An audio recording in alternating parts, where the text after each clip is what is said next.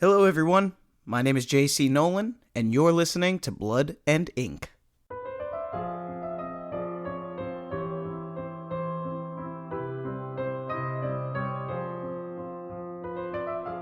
Okay friends, thanks for hanging out today, and I apologize, this episode is coming out a day late. But I had a birthday last week, it was my son's birthday last week, and then we all got sick, so we are just doing our best over here at Blood and Ink. But I'm still excited for today. We have a fright bite for you all about the dangers of your guilt-free meat. Then, later on in the episode, I am joined by two very special guests, my own creators, to recap the movie The Ritual. So that was a lot of fun, and I'm excited for you guys to meet my own mother and father. I am feeling a little sick, like I said, so you might notice I'm a little nasally, but hopefully not. And this is going to be kind of a longer episode, so without further ado, let us just get right into our fright bite.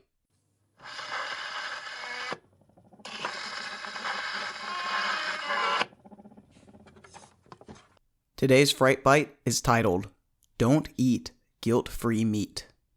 Written by legendary Lankman Art. The headlines broadcasted across every news network read like a proverb. Don't eat guilt-free meat.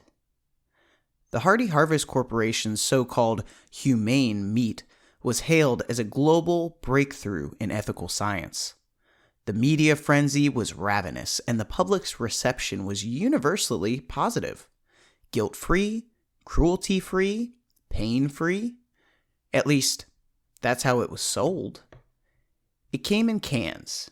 It came in packs. It came sizzling off fast food grills. No animals harmed, no blood spoiled, just clean, cultured protein. Eat with a conscience was the tagline, plastered across billboards as you sat in traffic morning and night. Their influence was inescapable. Everywhere you turned, someone was talking about it, and the world, quite literally, ate it up. But like all things flowered in benevolence, there was a catch. Or maybe just a controversy waiting to boil over. And boil over it did. It started quietly with strange cravings. Online forums lit up with users claiming they'd lost their appetite for anything but this Hardy Harvest so-called guilt-free meat. Vegetables, fruits, even traditional meats. None of it satisfied. Only the Hardy Harvest meat could. The craving soon turned into obsession. Then something deeper, something primal, was unleashed upon the masses. Doctors began to sound the alarms. The symptoms were eerily similar to high-dose opioid addiction, sweats, tremors, hallucinations, night terrors. People reported vivid dreams of harming their loved ones, and worse, waking up with the urge still gnawing at the edge of their psyche. The headlines started turning against the company, and the controversy stacked higher. Viral videos emerged, people smashing into supermarkets and storming malls, not for electronics or money, but for cans, packs, patties of that damned meat. Others broke into homes, held neighbors hostage, whole apartment buildings barricaded and brutalized, all for a bite. The world was set ablaze, and all those who never even sampled the meat got caught in the fire. Eventually, the Hardy Harvest Corp was forced to pull the product from shelves worldwide, but it was already far, far too late. What remained became black market gold. The meat sold in back alleys like it was a new sacred compound. People quit jobs, quit speaking, quit living. Only the hunger remained. They changed. Not into beasts with fangs and claws, but something far worse. A species without empathy, driven by a bottomless, insatiable hunger. And when the last of the meat was gone, they turned to other sources. Animals devoured alive, pets, neighbors, family, bit by bit. Everything that walked, breathed, or begged for mercy became sustenance. Anything to cater the hollow void within them, hoping to receive a temporary full. The world Hardy Harvest promised, one free of cruelty, birthed something infinitely more inhuman and far more cruel. I've been in hiding for the last 20 months, surviving, broadcasting, avoiding the maulers. That's what we call them now.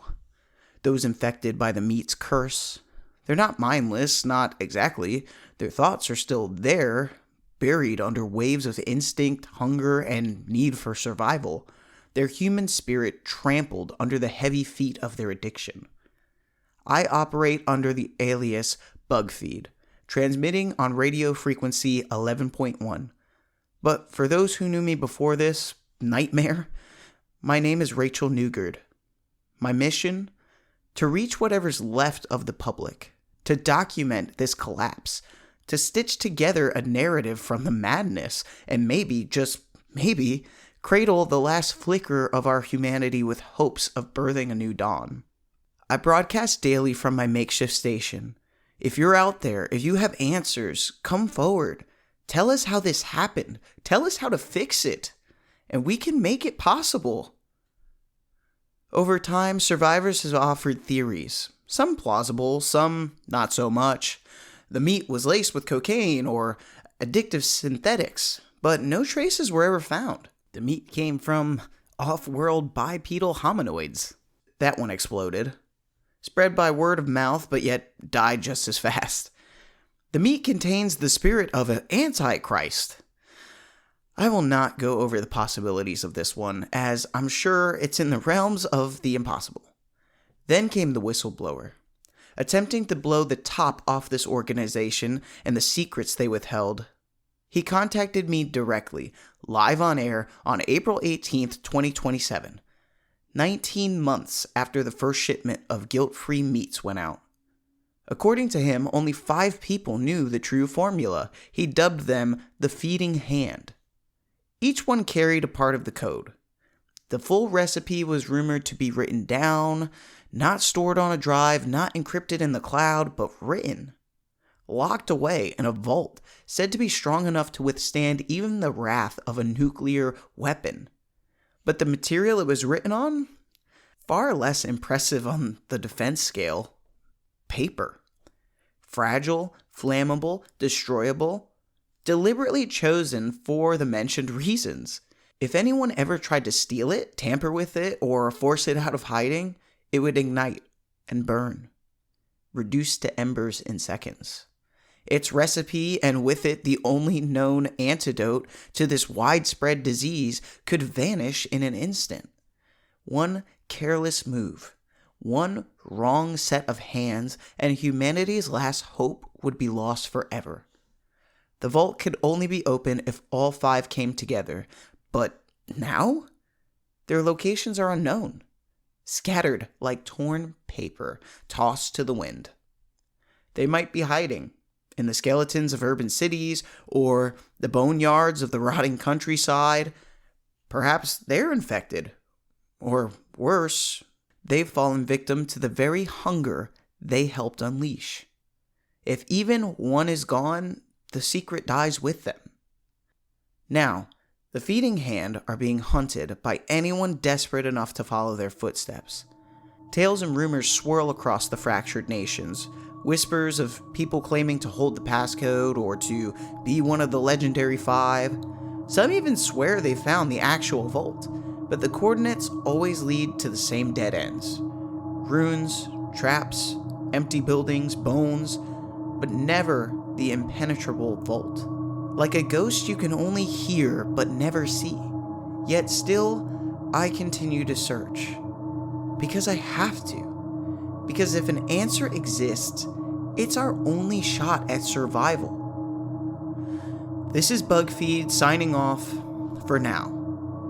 Be safe while treading the hostile surface of our lost planet. And if you're hearing this, if you know anything, find me. You may just be the one to resurrect what's left of the fallen world.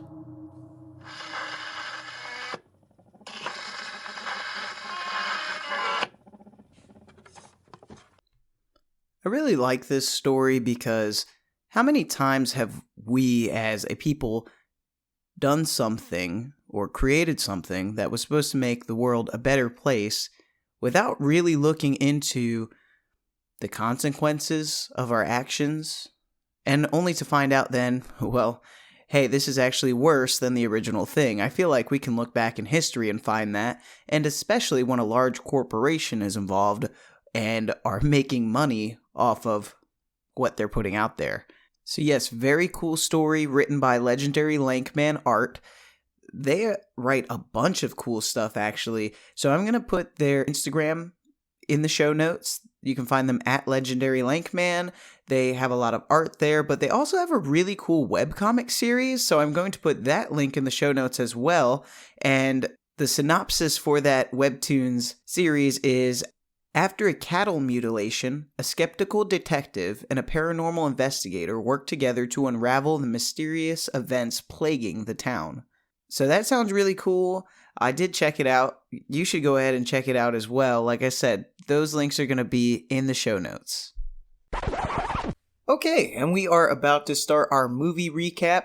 The movie we are recapping today is The Ritual. It is a 2017 film, and I am joined by two very special guests, my own creators, my mom and dad. Hi, guys. Hello. Hello out there. Welcome. Well, listeners, it's been a little rough for us. Mom got sick after flying. I did have a birthday week this week, so we've been kind of running around doing a bunch of craziness. Woke up this morning, my neck is like stuck in one direction. So, there's been a lot going on, but for the most part, we're all together. We've been having fun, and yeah, we got to watch a movie together, which was a lot of fun. It was fun. Just starting off, I thought the movie was, Yeah, I felt like I really liked it the first time I saw it, and then watching it for a second time years later now, I was kind of like, it was okay. I enjoyed the beginning. It really brought me into the movie. I was like, hey, what's going to happen? What's happening? But then it was not, as it went along, I was a little bit lost. Yeah. Yeah. James, any first just initial thought on the movie just before we get into it? No, I agree with your meh kind of overall. I did like the beginning of the movie a lot. Mm-hmm. The setup, the premise and such were good. However, once it got going and you get to the big reveals, Act 3 and all that, I was a little let down by it. Yeah. So this movie, like I said, 2017 film, directed by David Bruckner. I don't know anything else he's directed. I haven't really heard of him. It's based off of a novel that came out in 2011 by the same name. I'd be interested to read the novel because I always feel like the novels do a little bit better, But a little synopsis for our listeners. Reuniting after a tragic death of their friend, four college pals set out to hike through the Scandinavian wilderness. While taking a shortcut through the forest, an ancient evil exists and stalks them at every turn. So on IMDb, this movie got 6.4 out of 10 stars, and it's 74% on Rotten Tomatoes, which, for Rotten Tomatoes is pretty good. Yeah. Yeah. Because Rotten Tomatoes can be kind of hard. It had a production budget of $1 million, which is super low. Right. Yes, it is. Which is crazy. I felt like they did a really good job for $1 million, honestly, with everything that they got in there. I agree. So I think they made their money on such a small cast. Yeah. Given that there's very few actual people on there, and I think for the most part, the four main characters are vast majority of this movie. Yeah. And I think even with like some of the special effects they got in there for, the creature, I think for $1 million, they kind of killed that. Agree. It was efficient. Yes. So jumping right into our opening scene, we see a group of 5 friends. They are old college buddies, now grown up, older. They're all hanging out in a pub, talking about what they're going to do for what seems like a yearly trip that they go on, is That's what I think. It sounded like, yes. So they go on a yearly trip together, and they're kind of going back and forth. Some people are like, oh, let's go on a hike through Sweden, and other people are like, no, let's go to Amsterdam. Kind of like this, oh, we're getting older, we're not really doing the same stuff we used to, although some people in their group seem to be kind of still stuck in that, not letting go of the youthful party college days. So those friends leave the pub. They're kind of going back and forth, still talking about where they should go and kind of talking about if they should end the night. Two of our people, Luke and Robert, decide to continue the night and go into the liquor store that they're walking past to buy some more bottles of liquor. Well, their friends stay outside, and Luke and Robert walk inside. We realize the liquor store is getting robbed. The cashier is sitting behind the cash register, kind of all beat up, and they don't notice at first, and then all of a sudden, the robbers come out, and Luke ends up being able to hide from the robber while he leaves his friend Robert standing there. The robbers see Robert. That's kind of a weird sentence to say. And they ask for his wedding ring, which Robert does not want to give. Luke looks like he is about to kind of step in and fight the robber, but he doesn't. He sits back, probably just hoping that they'll leave, but the robbers end up hitting Robert with a pipe twice, and it causes Robert's death. And that's what we learn. He's kind of bleeding out on the liquor store floor. So the question in that situation, like, what do you do? Do you feel like he was wrong for not stepping in to help his friend? I actually felt bad for him because I don't think if he would have stepped in, then he would be the one that would be hit with the pipe and dead on the floor, both of them. Yeah. So it was a hard choice, I believe, whether to step in or not. And also, I think his fear, it was valid. Yeah. Stepping in or hiding. So unfortunately, I felt bad for him and also his friend, because his friend was looking at him as if, are you going to come help me? Yeah. I think this was an obvious attempt by the director or the writer to give us a reason not to like this character, which we'll find later on. It becomes a point of contention among him and his friends. Mm-hmm. And the whole, he's a coward. Like you feel like that's hit like the start of his character. That's what we know about him. And I think this is important later on in the movie, but this is how the director gives us that idea that he's a coward. Though I agree with both of y'all's assessment, it's very difficult. There's no way to know, he's going to step out there, he's going to use the bottle like a club, and he's going to win the day. I agree. They already are going to defend themselves, and I don't think it would be likely that he was going to win. Maybe with an element of surprise. I mean, if he had an elephant, maybe. I think he would have won. That would have definitely helped. He did not have an element. An elephant. But with the element of surprise, maybe. But I still think this was a mechanism for the director to start us out not liking him.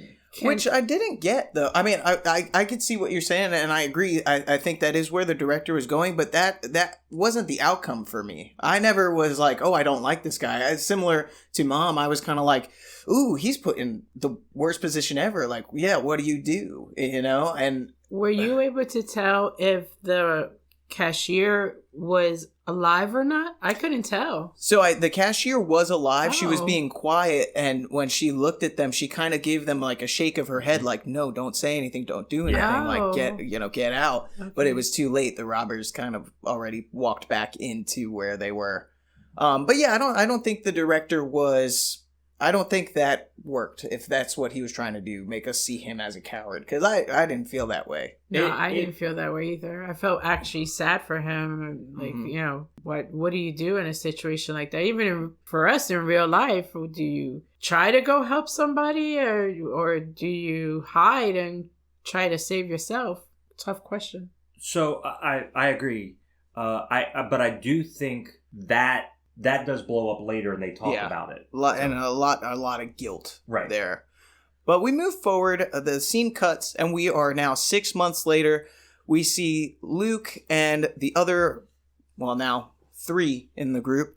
They exit their tents somewhere in northern Sweden, and we get the title card, which is presented to us. So we find out they are hiking in Robert's honor, and pretty much the whole time in this first act, really, everybody's just complaining about how difficult the hike is. Oh, we should have done this, we should have done that. And one guy wanted to go to Vegas. Yeah, one guy wanted to go to Vegas. It's pretty funny. The group of friends are made up of Luke, who is, I would say, more of our main character in the movie. We have Phil and Hutch and Dom. Those are our main characters that we're working with in the movie. So after their hike and after the long day, their first, what seems like real day out there, they create a little stone monument to commemorate Robert, and they decide to camp for the night. There is a funny part here where Hutch and Luke are talking, and they kind of look over the hill that they just hiked, and they're like, oh wow, the place that we started is literally right there. It looked like we were a lot further. Did you get that part? Yeah, I thought that was funny because, it's like after a long day of hiking, you're like, oh, I know we made it far. And it's like, oh, no, I can actually see the hotel we stayed at yesterday. So that was funny. So next day, after, camping night, conditions are awful. They're hiking. It's raining. It's pretty bad. Everybody's still kind of complaining, but it's lighthearted complaints. Everyone's having fun. Until Dom falls into a hole while hiking and he hurts his knee. He says it's a torn meniscus. At that point, Hutch decides he looks at a map and says, hey, there is a quicker route to their destination. Instead of going around all of these ridges and around the forest, if they actually go straight through the forest, they should be able to make it, I think he said by the end of that day. Right. Yes. They should be able to make it to their destination that they're trying to go to. He does say, hey, it's something like 6 hours if we go back to where we started, or 8 hours forward going through the forest.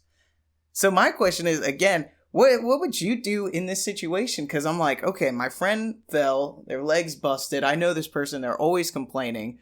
I feel like going back doesn't really, 6 hours back doesn't really feel like something to do. So I think that the idea that they were going to move forward, technically walk longer but shorten the trip because they would get there because they wouldn't have stopped at camp and they would walk straight through, is partly because they believe Dom is making more of what his injury was. Yeah. Which is not actually true because later on we see that it was actually kind of messed up. So. Yes. His knee was all... we end up seeing his knee a couple of times and it's bruised, and every time we see it looks worse. For me, I felt like he was going to be the character that you laugh at, the funny, one or something like that. The whiny one, so it makes it funny. Yeah, because he's definitely like whinier and goofier. Yes. And Yeah. He was complaining the most during that part, yes. I think he was the one that wanted to go to Vegas. And he was like, why are we here? This sucks. Yeah, he was the one that actually was the loudest, I think, out of the group of the friends that were left. But did you notice when they walk into the forest that he, whenever someone taps the compass, that basically means the compass is not working correctly. Did you notice that? I did notice that. So they decide to go into the forest, and Hutch says, oh, if we just head southwest, we'll go straight through this and be done. But I did notice as soon as they enter the forest, Hutch looks at his compass to make sure they're going the right way. And I thought, is the compass broken? Because I thought it swiveled a little weird, and he kind of tapped it, and he was like, all right, and they just start moving. And I was like, that's strange. I think what Lisa is saying here is that's like a trope that a lot of movies use. Yeah. It's like their only tool that they have to rely on doesn't work right. Mm-hmm. So we know it's kind of almost like the director foreshadowing they are going to get lost. Yeah. So guess what? They get lost. They do get lost. But I don't even think they know at first that they are lost. You know what I mean? I don't think that they just think they're taking a long time to get through because Dom is complaining and his knees hurt and all that stuff. But they end up going in the forest. In the forest, all the trees are dead. And as soon as they walk in, it's really quiet. We don't have any score here. It's super eerie. And there is like that transition period when they walk in versus them just being outside, where you're like, oh, it's like deadly quiet in here.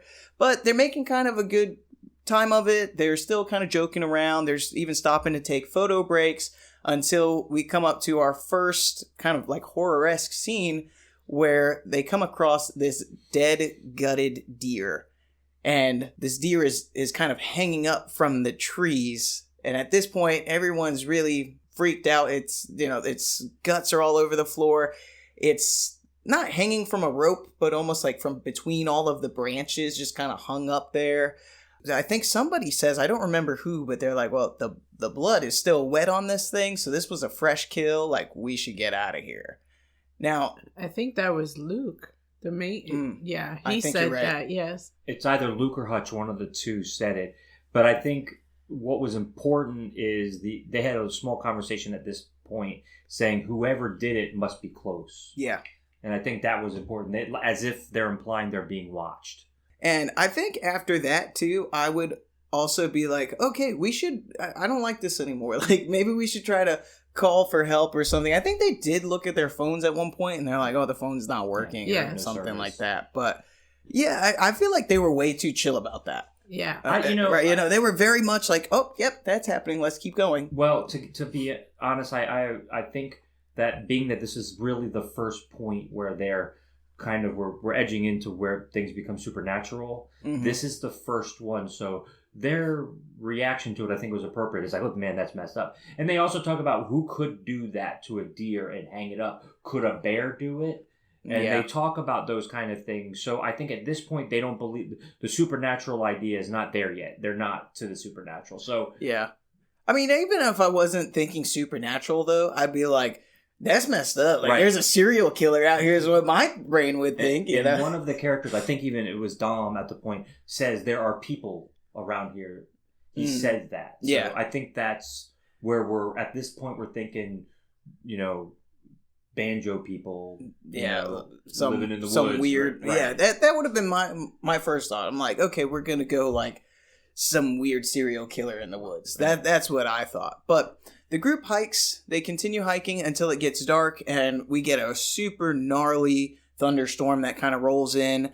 So yeah, that hike is taking longer than expected. They are not out of the woods by nighttime, and Luke sees some trees with ruined symbols carved into it. Just beyond those trees, we see a wooden cabin, and the group does decide to break in to get away from the storm. They're like, okay, well, we need to camp somewhere, and it's going to be better than camping outside. So they look inside, and they're like, all right, looks empty, and just break in.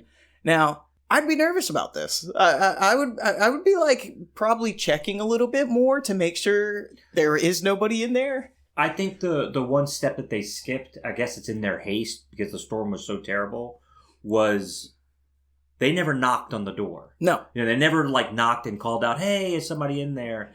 They didn't do that. They went from, hey, it's storming to we're going to break in. Yeah. So they didn't even try. They could have surprised somebody, which they didn't. But, I mean, they could have surprised someone, or again, my brain would still be stuck on, okay, somebody's out here. That was a fresh kill that somebody put up, because I don't think I would think a bear did that, And so I'd be like, oh, yeah. Agreed. The serial killer is in this cabin. That's what my brain would think. I think at this point, I was thinking to myself, why didn't they turn around and go back out of the woods? Why did they keep going further into the woods? I think I personally would have been like, okay, let's backtrack and get out of here as fast as we can. Yeah.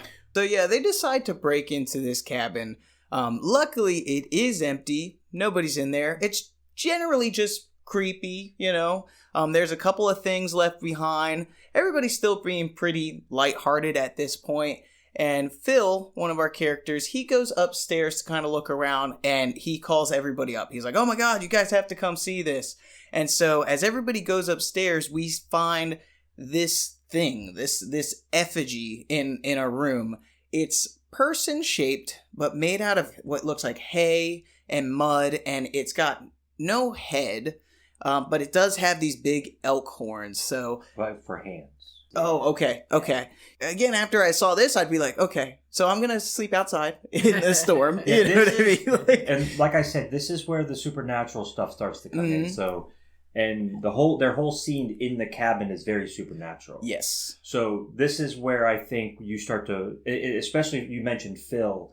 Once Phil is up there, his take on the whole situation is very supernatural. He's the first one to really be like, there's more here that made me do these things as you. Well, and Phil is the first one too. Right as everybody's up there looking and being like, what the heck is this thing? Phil is like, oh, this is witchcraft. Right. He says it right off the bat. So Phil's kind of like on it. But the guys walk out of the room and our camera pans downwards on this effigy, this statue-like thing, and we see at the bottom of it are like what look like human feet, like somebody is in there, or like they're kind of like shriveled human feet. I think what they were actually the bones. I took it as to mean there used to be actual human feet on the bottom, but they have just decayed to the point where it's just kind of shriveled bones. Which I feel like we can't get too far into, but by the end of this movie, thinking back on this scene, I'm kind of like, well, why did that happen? Well, there are. I don't want to get too far ahead, but there are some kind of commonalities between where we're at now and what we're going to see. Yeah, where we get to. Right. I agree. So you guys staying in the house though? Never. Braving the storm? I would. No. Mom's a quick no. No. She's a quick no. My thing is, you're in a place where nature is in charge, and I would have been like, let's go inside this building. And I also will say that with the exception of the dead elk or whatever the animal was, we still don't have any supernatural reason not to go in. Yeah. So being a reasonable person, I would have stayed in the building because the water's leaking through the roof. It's pouring down, raining. The last thing you want to do is get soaking wet and get cold, because that's how you end up dead. That's true. My logical choice would be to stay in the building. However, if I was actually there and saw what I saw, I think it was a 50-50 shot whether I would stay in or not. Take turns sleeping or something like that. We each get a couple of hours of sleep, something to that effect. I'm fine with that. Yeah. I don't know if I would just go to say, I'd be like, okay, someone's out there killing people. There's this weird thing, or killing animals. There's this weird thing. We're taking turns. We're all going to watch each other. For sure. But they go downstairs. They, talk about what they're going to do moving forward. And they do end up going to sleep. Luke wakes up in the middle of the night to a severe thunderstorm. And I thought this scene coming up was probably one of the coolest scenes in the movie. So Luke wakes up to a severe thunderstorm. The lightning is just cracking. It's lighting up the whole cabin through the window.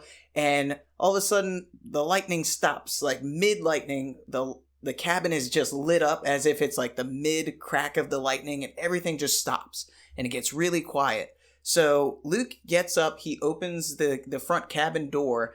And what we would expect to see is, outside, the woods, nature. But what we do see is the interior of the liquor store where his friend Robert died. And so he walks out of the cabin into the liquor store, and did you guys notice the floor was always the forest? Yes. In all of these things. I thought that was cool. It was like, no, you're not really gone. It's just the facade of that the forest is providing, I think that's kind of, again, mentioning the director, I think that's kind of their way of holding us into where we are. Yeah. He wants to keep us in that moment. Like, yes, this is a dream or whatever it is, but this is not it's not just a flashback, for example. Yeah. And I really enjoyed that. I enjoyed that the parts of the forest were still in all of these, things that happen throughout the movie. But yeah, he walks into the liquor store and I believe he's just kind of walking around. All of a sudden he kind of falls back a little bit, like he's been hit, and then we see the walls of the liquor store just get whipped back, like back into the forest through all the trees and everything.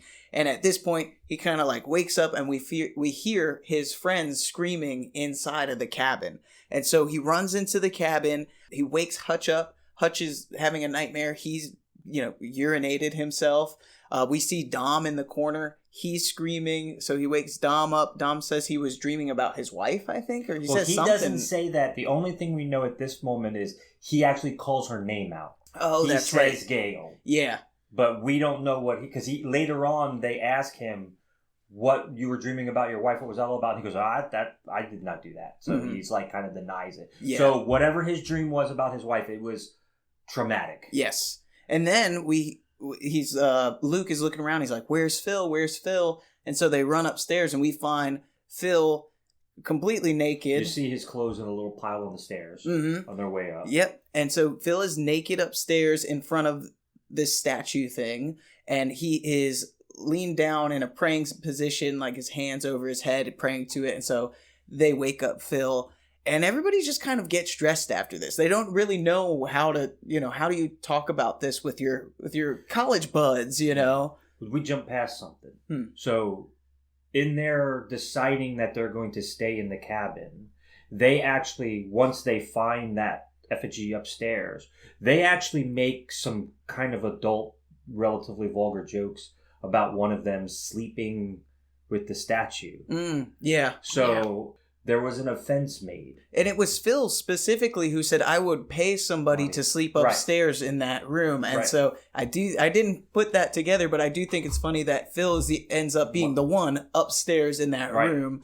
That's probably on purpose. And I wondered why, especially as we go into the movie and we learn more, I wondered why it was Phil that was up there praying to that thing, but that makes sense if it was more of like, oh, you're gonna make fun of me.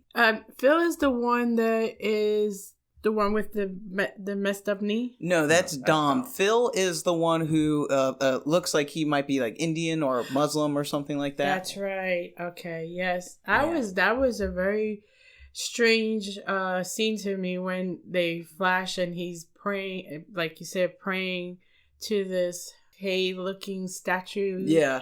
How did he get there? Like, he didn't even realize that he was... He later will say, it made me do that. Mm-hmm. Yes. He says that in a little bit. Yeah. And James brought up that thing in there is kind of like it's a shrine, right? And I never used that word or even thought about that word because I was like, I don't know. But yeah, it is. It's like a shrine to something, But, and so he ends up praying at the shrine. Is it a shrine or is it a shriveled up person in there? Well, we don't know. At no point do they ever actually say either. Right. Not knowing how that system works, you could say that it's an idol of some sort. And at this point, too, everybody's getting dressed. They're kind of being quiet, whatnot. But we do see on Luke's chest, it looks like he had like a claw just kind of jabbed into him, almost like an animal claw jabbed into him. And, off the bat, I was like, okay, he's been marked by whatever is in these woods. I thought it was strange that he didn't mention it to anyone. Yeah, he didn't mention it to anybody at first, which I would have been like, y'all, look at this. Yes. We need to get the hell out of here. You're upstairs naked. Something's going on. And they're just, I think they're still trying to like keep their wits about them and be like, okay, this is crazy. Like, obviously it can't be this crazy thing, So the scene, we're almost done with the scene in the cabin. I think the cabin scene is probably the most important scene in the movie. Yeah. The interconnecting scenes that go between now and the end are travel scenes and a few other things that are important. But I think a good majority of the details of the movie happen in that scene. Yeah. We established just about everything we need to know from that scene. There's a really weird detail, and when I watched it at the time, I thought I was very I was kind of tricked by this fact, and you brought it up where the lightning strikes, and it's actually like it's daytime. Mm-hmm. Now, we never see the morning come. It doesn't get dark again after that lightning strike. So for me, I was like, do they exist in that lightning strike? For a chunk of the movie, I'm like, it never really gets dark again. But then it does get dark again. Yeah. And that part because of other events in the movie, I kind of forgot about it as I was watching it. But during that scene, that lightning strike and how bright it was seemed really important to me. And they made it a point, like if we had the closed caption on there, it actually says that across the closed caption. Mm-hmm. It's like in the middle of the lightning. It actually says that. So that's great. I didn't notice that. Yeah, I thought that would be something, because I paid attention to it enough. I thought that was going to be very important later. Uh-huh. But it was very bright. And they we see them. They're dressed. They're outside the cabin, and it's daylight. Yeah. And they never really resolve that. Mm-mm. So I don't know if it was my perception or something that it wasn't important enough for them to keep going with. Because we really don't see more about it later. No, yeah. I wasn't sure if the lightning strike in the middle of it was supposed to be, oh, well, it's actually the fluorescent lights outside that are the liquor store that's now brightening up. I think that's what they were going for. But yeah, then it was after that, they just kind of get dressed. The morning, and they're outside leave. the cabin. It's sunny. Yeah, and we don't really know any of the times. Right. And it looks like, it seems like they're out there for like days. Right. With walking. And I think that might be a thing that was done intentionally to kind of mess with our perception of time a little bit. And like I said, with the lightning strike and then it being bright for a really long time, I was actually confused a little bit on how much time had been passing. Yeah.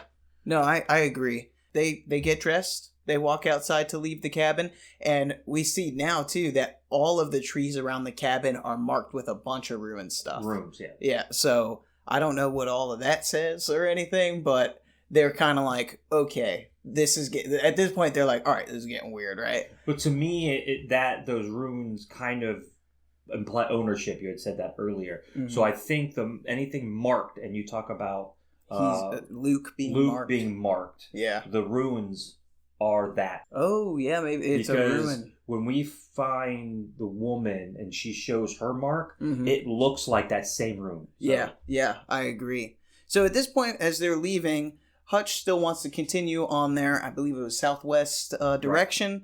And Dom is kind of over that. It's brighter now, so they can kind of see it's daytime, and Dom's like, there's a path right here, and like you brought up earlier, Dom's like, the paths lead to civilization.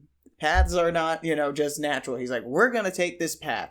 And so reluctantly, although Hutch and Luke don't want to, they do stay together, which is good. I thought that they would kind of break up and things were going to happen to them individually. But they stick together, and as they walk, they kind of argue about what happened in the cabin. They're kind of going back and forth. Some people don't want to talk about it. I think Phil is the one that's really pushing to talk about it. He's like, no, something's going on. And it seems like Phil is the most affected by what did happen in the cabin. I think that's a good point. I hadn't thought about that. But if you consider what they each experienced, you look at Dom has a nightmare, which is easily explainable. I had a nightmare. What happened to Luke is almost like recalling a trauma. Mm-hmm. He went back to his worst trauma. Mm-hmm. And then we don't know what happened to Hutch. He's standing there and he pees himself. All we know is he was scared. Yeah, it seemed like he was having a nightmare too. Right. Yeah, he was. Phil's is really the only one where we were like, how did that happen? Yeah, we're like, that's really weird. Like all this was weird but explainable. Yours is like creepy. Right. Yeah. So Phil's like that.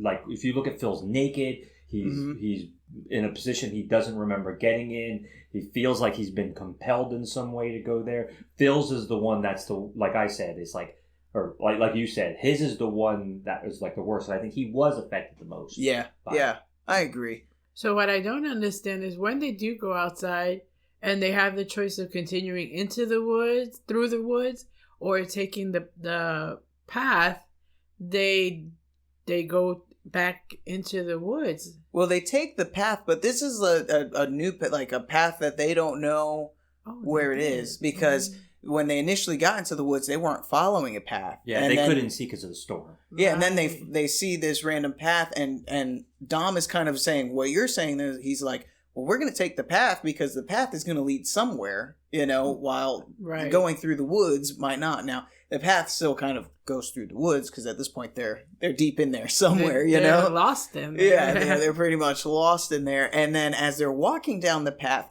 Dom points out something, and he going along the path on the ground, and he goes, "Oh, look, see, these are man-made. We're getting closer to civilization." And at first, I didn't know what they were. They were like the little wooden... That's right, yes. Little short, like, wooden things along the path. Later on, we find out they're torches, so that way it lights the path. But at the time, we don't know what they are, but they are definitely man-made. And so that kind of gives the group a little extra boost of like, oh, well, there are people over this way. Until as they walk the path, they see another cabin. And they look at the cabin, and they talk about going in, and they turn their asses right around and leave. This is simply a nope. Yeah, and they're they like, move along. They're like, we already had one incident in a cabin. We're not going to see if people are in that cabin. Well, if you watch that scene, you will see the path markers that we're talking about that we learn later are torches. Yeah, lead to that cabin. Yes, they do. So they take a break after, not going into the cabin because Dom's knee is really hurting. At this point, I think we see it again, and it's bruised. It looks nasty. And so Hutch and Dom start arguing. I don't exactly remember what they're arguing about because they argue back and forth the whole movie. But Luke decides to go check the edge of the ridge to see if he can see anything. Okay, so this is where Dom wants to sit down. Yes. He's like, I'm going to sit down and I'm going to take my time. Well, he was just being a whiny... He was pain, but his knee was messed up. Yeah. He's like, I'm going to sit down. And they're fighting over, we got to keep moving. And he's like, look, I got to sit down. My knee is hurting me. Yeah. And then that's Hutch and him are arguing. And then that's when Luke climbs up the hill. Yeah, to see kind of, okay, can I see anything? How far are we away, But he gets up the top of the hill and he just sees like more forest. And you could tell he's just like, oh man, like I can't see anything. This sucks. But then as he's looking in to the forest, the camera starts zooming in on a tree. And it was really hard to see because it blended in so well. But all of a sudden, you can tell that there's a hand on the tree, and you can only tell as the hand moves back away from the tree. I totally missed that. I know, we had to rewind it for Mom because she was like, what hand? I didn't see anything. In the rewind on this, you could actually see the shape when the hand moves on the other side of the tree. You see the shape of something move out of the frame. Yeah. And then that's when it shifts immediately back. You get a jump scare music. Mm-hmm. And then Luke is like... Yeah. Well, hey, this is when I'm Luke going to be back. honest. It took me a little bit to finally... You really had to point it out to me. Yeah, I mean, it really blended in with the tree really well. It was meant to be subtle. It was meant to be part of the background. But then, like you said, all of a sudden there's this huge shape that kind of moves off camera. And I mean, it looked big. It looked, as tall as the trees. So Luke is freaked out at this point. He runs back down to his friends and he's like, there's something up there. There's something up there. We need to go. And at that point with his friends, I think... Dom was the one that started kind of attacking him at that point about him with the friendship of Robert who died in the liquor store. First, you're right, that does happen. But first, this is where Phil starts talking about, it made me do that. He was the one. So this is where we start feeling... we saw the creature and then Phil starts bringing in the supernatural. Yeah. So Phil is going to be like, he's losing it at this point. Phil really, because that's really what Phil is through the whole, from now on, this is his function in the movie is to keep us remembering that this is some crazy crap. Yeah. Yeah. And Dom starts arguing with Luke and basically tells Luke, hey, it's your fault that we are out here. And he's insinuating it's his fault that Rob got killed.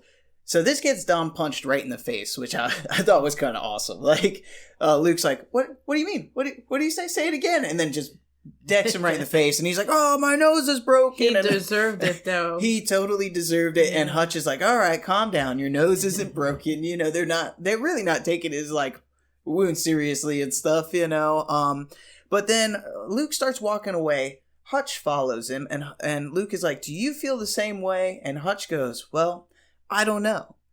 And I'm like, man, you got some messed up friends, dude. Yeah. Well, who was the one that mentioned you came out of the liquor store without a drop of blood on you? Yeah. It was Dom, right? It was Dom. Yeah. In the argument. Yeah. Mm-hmm. Yeah. This is really the only time we call back those events. They are in this walk and they talk about Robert only a couple of times. And this is really the only time where this is the time when those events are called back. And then they kind of confront what happened. Mm-hmm. And I think that it's been a year or whatever, how much time it had passed. 6 months. 6 months, time had passed. And a lot of it's still like an open wound a little bit. Yeah. And when he says, do you agree with him?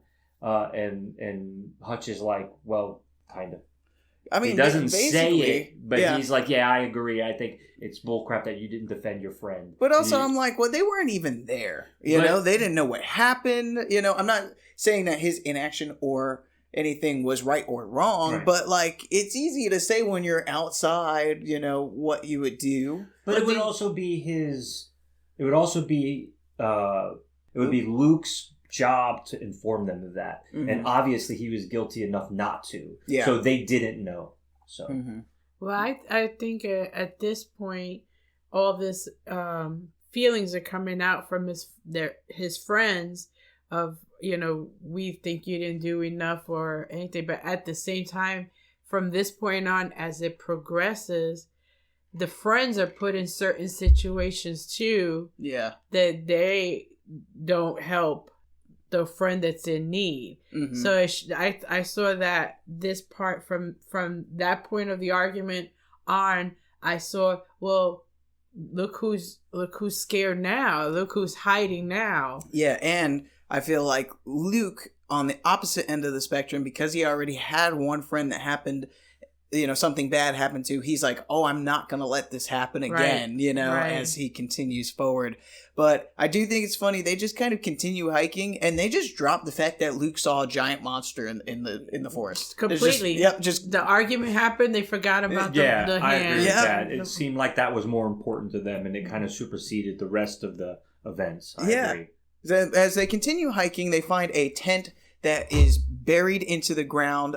They pull the tent out and find an old wallet in there. It's got an expired card from 1984, as well as a picture of like a whole family. Like there's like 5 or 6 people in the family, and they're like, "Oh, this is bad news. Like these people died out here. This is not looking good for us." But Hutch says, "Don't worry. Even though they're lost, they're gonna get rescued because, you know, the hostel that they're going to stay at is waiting for them. They've already made plans to be at this hostel, so they're going to send for rescue." And they decide it's getting dark, and they decide to set up for camp again. So once they set up for camp, we see that Dom's leg is even worse. It's super bruised, super swollen. So Hutch tells Luke that he's the strongest of all of them and that tomorrow he should go ahead and try to get help while they all stay behind. So they agree and they go to bed. We get a new scene where Luke wakes up, middle of the night, to like cracking branches around their campground. It sounds like giant footsteps and it's moving closer to the campsite to the point where he can kind of see shadows moving against his tent. He opens his tent to see what's going on out there, which I don't think I would. Again, I wouldn't. I would be like, oh, let me just turn back over and pretend like nothing's out there, you know? But he does open his tent, and kind of in the distance in the forest, we're seeing the liquor store again. It's only partially set up at this point, and we see Robert actually get hit with the pipe again.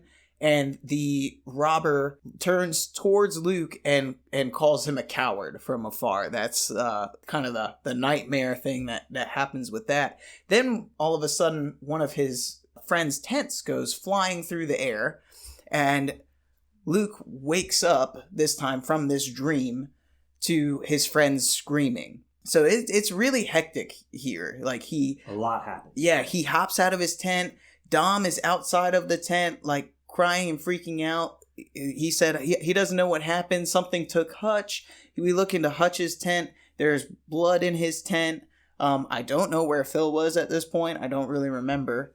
And then we hear Hutch. It sounds like Hutch is just screaming out in the distance, right? Right. Yeah, so we hear Hutch screaming in the distance. There's a bunch of animal noises. Then all of a sudden it gets quiet. Like, it's like, oh, yeah, he just died. Yeah, dead quiet again. Yeah.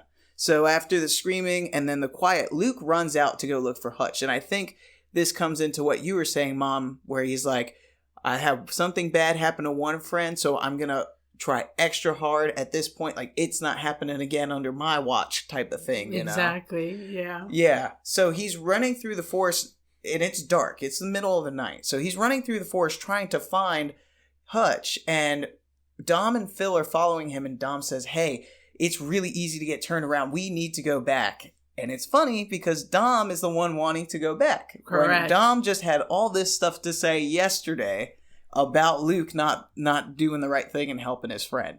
Right. Literally, what Right. it's like within a blink of an eye how things can change when it's you in that situation, right? And that's what I picked up at that point. I'm like, oh, look who's the one that doesn't want to look for his friend now. Go help his friend. And I mean, what he was saying made sense too. Mm-hmm. You know, hey, it's the middle of the night. We don't have anything, and it's dark. Where all the forest looks the same. Let's go back to the tents so that way in the morning when it's light out, then we'll go look. We see a cutscene to the morning, and they are sitting just by some trees. They got lost. They were not able to find their tent. They sure did. Yeah, what Dom said was definitely true. I don't think they went back to sleep either. No, I agree. I think they were too scared. Yeah. So they start walking around looking for Hutch, or maybe looking, I think they're just looking for Hutch, and they do. They find Hutch. Anybody want to say how they found Hutch? So we have a pattern that we've seen so far. Somebody hanging in the woods with eviscerated is the technical term. Mm-hmm. And he's hanging in the woods. And I thought that this was what they referred to in the title, the ritual. Mm. But we find out later that's not the case. That when we get along, we're going to in a minute here, sacrifice. Yeah. So. Yeah. And then this is where Dom, who whiny bastard that he is, Yeah. I can't stand him. He's like, we can't leave him there. We have to take him with us. And everybody's looking at him like, how? We can't carry him out of here. Yeah. We will have to leave him here and bury him. And he's freaking out. No, we can't bury him. We have to take him. Well, and he's doing that for himself. Yes. Because he wasn't, it's like his way of being like, well, look, I did something. Right. I when it's agree like, with well, that. you didn't do anything that actually mattered. Right. He's dead. It doesn't matter if you bury him now, Right. I think there's later on when they're in the little village, she says, we don't touch the bodies. Mm. So they did touch the bodies here with him. Dom pulls the sacrifice down and puts the tree branches over it. Yep. Now, I don't know if it's a coincidence that Dom is the one at the end that they're basically torturing. Mm. So he messed with one of the guys, the god's sacrifices. Yeah. So I don't know. They don't say it but I kind of felt that once we got where we're going, that's why Dom was the second to last. Okay. I think that makes sense. And I thought there was a cool shot here before they pulled him off the tree where Luke looks over at Hutch's body, and with how Hutch is hung up, it looks like Hutch is staring directly at Luke. Yeah. And I'm like, man, right, that guilt again. Like, okay, this is the second friend that you couldn't save. But yeah, Dom pulls him down and covers Hutch with sticks like it means something. And after that, they take a couple of Hutch's things, the compass they take, so that way they can continue forward and try to get out. Phil's kind of going off the deep end saying, yeah, that thing from the house, it followed them. At this point, I just wrote in here in my notes, they found a puddle and started drinking. And I was like, ooh. So was I. It's not running water. It's not a stream. No. But they just drank straight from a puddle. And I was like, oh, gross. They're gonna get dysentery. But while they're drinking from the puddle, they see a bunch of human footprints leading in a direction. And again, they look at that and they're like, all right. And they go the opposite direction. They're like, we are not trying to find people out here anymore. Like, we are just trying to get out. So they try to continue in the southwest direction that Hutch originally put them on. And as they're trying to climb this ridge, we see some movement in the background. It's not noticed by them yet. Luke ends up going to the top of the ridge alone because Dom can't make it because his knee's messed up, and I don't know why Phil couldn't make it. Something with his foot. They had mentioned earlier on. Oh, that his little shoes. Yeah. So they kind of gave us a little bit of that earlier, and they show him the night in there in the campsite before Hutch is taken away. Mm-hmm. He's got his feet off, and he's kind of doctoring nursing up his at foot. his feet, right? Yeah, because So- his feet are super jacked up. He didn't have like hiking shoes. Yeah, He's wearing like right. just regular shoes. It almost looked like dress he would, shoes or something. Yeah. It was definitely the shoes he was wearing. Okay. That's the reason why neither one of them could follow him up that ridge. Mm-hmm. And I almost, I don't want to read too much into that, but I think that was the director telling us that Phil wasn't really into it. he didn't want to hike. I don't think any of them were really into it. And Phil wasn't prepared for it. Phil was like, all right, we're going to go do this thing real fast and move on. That's what I picked up from that. Which should have been faster than it was, too, It should have happened when they were on the hike on their way up in the very beginning, because I've walked around in bad shoes for a few hours before. It catches you fast. Oh, yeah, man. You'd be like 2 hours in new unbroken shoes or something. You got blisters already.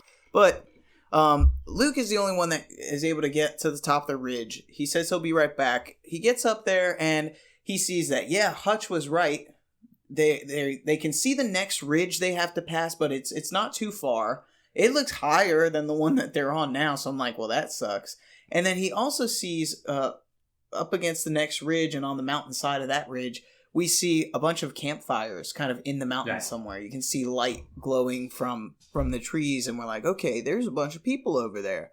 So Luke runs back to tell his friends what he found, and we see Phil standing there. He's like, we heard something, and then all of a sudden, Phil is snatched up by this monster and like pulled into the woods. So fast it happened.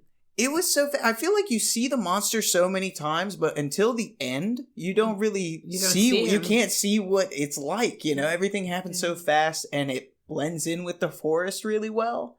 So yeah, you see him get snatched up, and you can tell it's this huge thing that takes him, but you're still kind of like, well, what is it? And it's fast. Yes. Yeah. Very fast. Luke turns to run and runs right into a tree and becomes super disoriented. He's back in the liquor store there for a second, but then he kind of snaps out of it, and it's nighttime now. It was daytime before, kind of leading into the night, and now it's heavy nighttime. He goes looking for his friends, trying to find Phil or Dom, and we get a little jump scare of Dom's face, which I thought was a good little jump scare, because Dom's hiding like in the bush. Yeah, in this bush, and you can only see his face, and we see like the flashlight looking for people that lands right on Dom's face, and I enjoyed that jump scare as a jump scare. It wasn't like too overly done, but again, at this point, in my mind I was saying, well, you didn't go after. Yeah, he's hiding. Yeah. Luke, you're hiding. Yeah.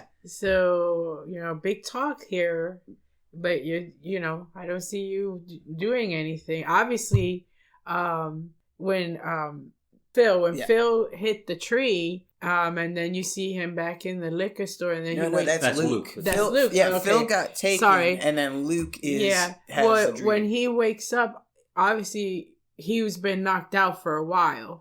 Because now it's dark, and now he's like, where did everybody go? So Dom was the only one that was able to do anything to, save his friends, but yet he's hiding in a bush. Yeah, he didn't even go looking for, Luke or Phil. Yeah.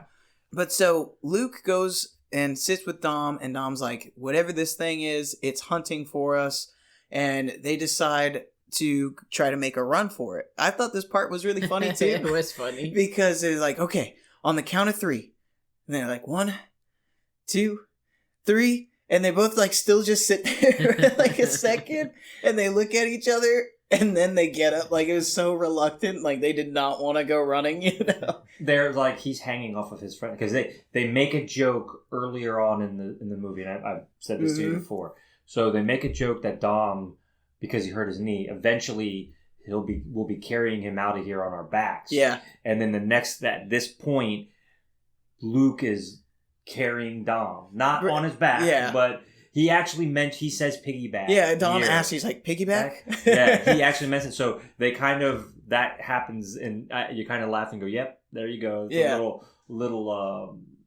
little comedic, relief, but I thought it was done really well as far as comedic relief. It wasn't like so silly that it was like it takes you out of it. But and they didn't actually literally piggyback him out, because that would have been just ridiculous. Because Dom was not a small guy. He was the bigger of all of them. Right? Yeah. So they get up, they start running, or I would describe it as a quick walk. Yeah. Well, he was hobbled. So yeah. But then the monster kind of comes out. You see the monster kind of coming up to him from the back, and their pace does pick up. They do start like really running. They're like, oh shit, it's right there.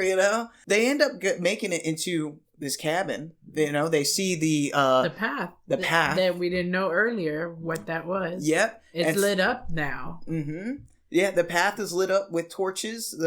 So we see, that's what that was. They go into the cabin. At this point, they don't care what's in there because they're like, it's going to be better than what the hell is out here. And they fall into the door. They close it, and they're kind of breathing heavy. They're like, okay.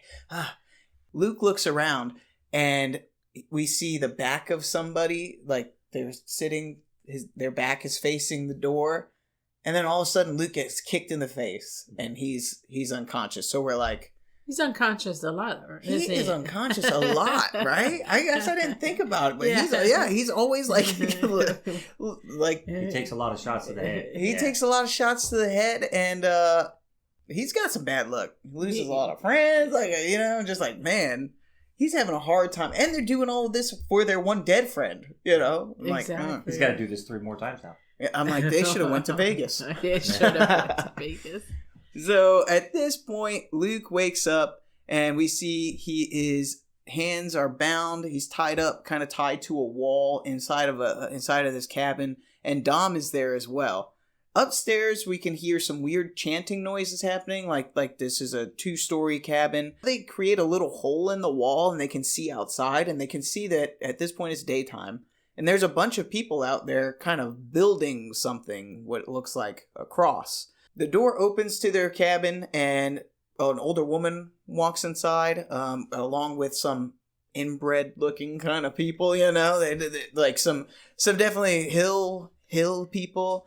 And the old lady shows Luke, after giving him some water, she shows her chest, which has the same wound that Luke's chest has. Now, I didn't put this together, but you guys kind of did, that we think that this is the woman from the tent, right? The lost family. The family from the tent. Yeah. Now, I think that would be really cool, and I think it probably is, but I don't feel like they ever really, no, they don't. It. So it's just like a theory of ours. It could not be. Like, they could be up in the... Also, at this point is when I noticed that some of their faces were weird. They were not normal faces. They were like almost like their faces were morphing into something else. Mm-hmm. But it was like the very beginnings of it. Yeah. And in my mind, I was like, what's wrong with their faces? Something's weird here. Well, and I thought too at first that I was like, well, maybe they are all inbred of something because, it's just a group of people out here in the woods. There's not a lot, not a lot of new people coming in. But then also it could be something else that we find out later. So we don't really know. But I wish they would have made more of that connection of like, oh, this definitely is the family from the tent. This is where they are. Because then that'd be cool. Because it's like, okay, that happened in 1984. Now we found these people from 1984. That these people are them. Well, why are they still here? And which, if they, I think it must be, because if it wasn't, then I don't think they would have been like, hey, look at this tent. Right. You know what I mean? Because otherwise, what would be the point of showing us that? Not for nothing. They could have been showing us somewhat of a pattern. Okay. So I think one of the things that you want to kind of take away from this is it isn't isolated events. We're talking about an ongoing thing. We see a number of sacrifices in the woods as you go, and they happen to come across a tent that had been buried, we think, since 1984 or that time frame. It happened to this group of 4. So it sounds like to me, I think the director is trying to tell us that anybody that goes into this part of the woods is in danger. Come out. Yeah. You're just not getting, not that they're never coming out, but you're now going to be part of this situation, this what we call the ritual. And I couldn't figure out exactly how many people were. I mean, there was obviously way more people way more than just the family. Family that was lost in 84. We're not quite there yet, but when we get to the second floor of the cabin, there are a lot of refugees. Exactly. So we're not quite there yet. Not quite, but almost. So the old lady shows her wound to Luke. They have the same wound, the same marking. And then 2 men come and they grab Dom. They take him upstairs. We hear screaming. It kind of sounds like Dom's getting beat up. which must be really hard for Luke because, again, at this point, he's like, this is the last one. I have to protect this one, as far as friends if he's a go. douchebag. Yeah, And so a young woman comes down and she tells Luke, don't worry, it's just the sacrifice being prepared and it's all going to be over soon. I think it's a little weird. They do return Dom downstairs. He's returned all bloody and messed up, sometime later. They have a short conversation and then they pull Dom back out. Like, at some point in this part when the young woman comes, something was mentioned and I quite can't remember. In my mind, I thought, oh, so this is the little girl from the picture of 84. The timing would be off. Because if she was a little girl in 1984, she would be 50 years old. So it could have been the old woman could have been the woman. daughter. Mm-hmm. So I'm not sure how that works. And again, they mess with time a little bit here, so we don't know how. Like I said, they could be other people that were also hiking through the woods and got taken. Just don't know. But I thought that the old lady, because she was blonde, and if you go back and you look at that photo, they show a little blonde girl with a hat on. And that's why I jumped to that conclusion myself. The old lady only spoke in the weird language. She never spoke in the regular English words. And it's like they had their own language that... At this point, monster. I was confused too, because I'm like, okay, they returned Dom. He's there. He's almost like he's a different person now. Well, he's like beat up and he's like, oh, I know I'm going to die. Yeah. Tell my wife I resolved tried. Yeah. But he never says to him, this, like me, if I was brought somewhere and I'm brought back, I'm going to say, oh, do you know what I saw? I saw this and that and this happened to me. Like, he was like a different person and kind of like calm too. Mm-hmm. I think he just accepted. He's very resigned to what his fate is going to be. Yeah. But also, I'd be like, if I was Luke, I'd be like, hey, Dom, what was up there? Yeah. How many people are we dealing with? What's happening? Yeah. I think what did they do to you? Why were you screaming? Why are you bloody? What did you see? So this is kind of a symptom of movies. Mm-hmm. You don't want to spend a little bit of time with them explaining stuff, and then your exposition has to be done in a different way. Try not to break the fourth wall too much, but if he would have had that conversation, what we're about to see would have been wasted. Yeah. So there would have been no surprise to it. But I agree with you. If I was in that situation, I'd have been like, hey man, the bald guy with the hammer, he sucks. Yeah, right? Yeah. Something, right? Yeah. But they take Dom back out, and night comes. We see Luke is struggling to get out of his bindings. We see the cult group, these hill people. They're waiting outside. Dom has been hung up to this, or tied off to this. I'm sorry, you jumped past something. Okay. I apologize. Dom and Luke have a conversation where Dom actually says, burn it down. Yeah. He says, if you get out of here, burn it down. Yeah, that's the same where he was saying, like, tell my wife I tried, blah, blah, blah, exactly. I'm going to die here. If you get out of here, burn this place to the ground, all that stuff. And it's funny because in that conversation, it just sounded like something that somebody says. It's just two people talking instead of, oh my God. Yeah, I agree with the emotion wasn't there. Yeah. And you would expect him to be like breathlessly telling him, listen, I'm going to die and I need you to know, tell my wife, that kind of cliche. But that's not how it was. He was almost out of energy and he was like so. Which he was like beaten. Yeah, and injured and all that stuff. And I get that.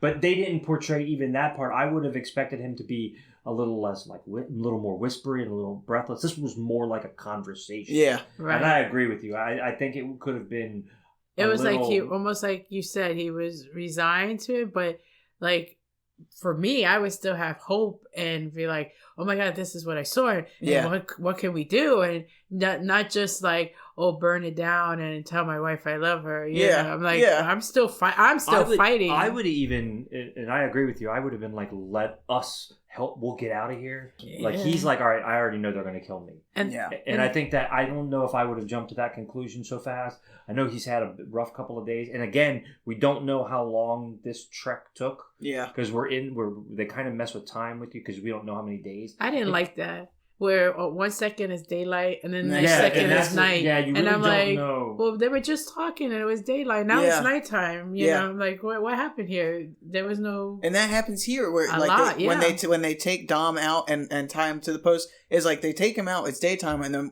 next time we see him tied to the post, it's nighttime, and everybody's outside with waiting the around. torches on and everything. Yeah.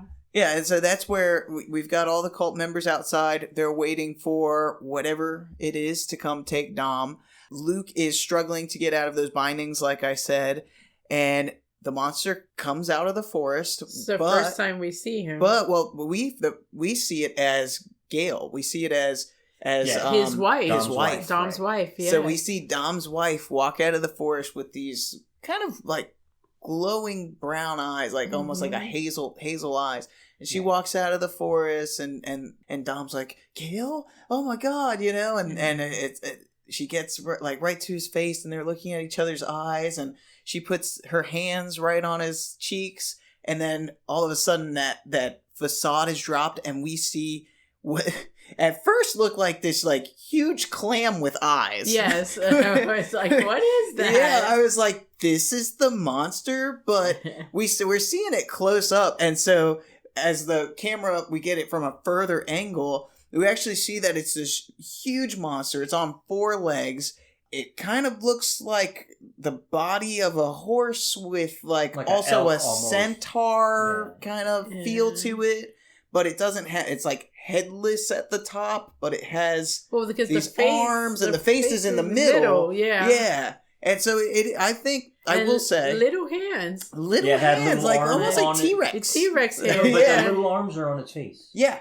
It's like, and that's I didn't get the monster. And at this point in my mind, I said, "What the heck is this?" There was a lot going on, and even like when the monster would move or stretch, it would kind of morph into this different look. Like sometimes it looked like a human torso, other times it looked like a shell, depending on like which angle you were getting on it.